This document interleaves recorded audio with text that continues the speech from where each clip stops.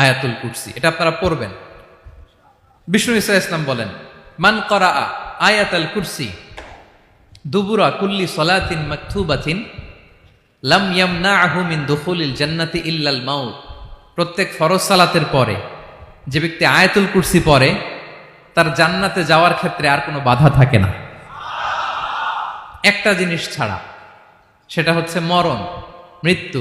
লোকটা মরে না তাই জান্নাতে যায় না, মরলেই জান্নাতি। প্রত্যেক ফরজ সালাতের পরে যদি কেউ আয়াতুল কুরসি পড়ে তার জান্নাতে যাওয়া কেউ ঠেকাতে পারবে না, কোনো বাধা নাই। একটা বাধা আছে, সেটা কি? মরে না। না মরলে জান্নাতে যেতে পারবেন? মরলেই। তাহলে কত ফজিলতপূর্ণ আয়াত বলেন। বাতুপা হাতের আমার কলেজের টুকরা ভাইয়েরা, প্রত্যেক ফরজ নামাজের পরে এটা পড়বেন ইনশাআল্লাহ। বলেন সবাই, প্রত্যেক ফরজ সালাতের পরে এই আয়াতুল কুরসি পড়বেন।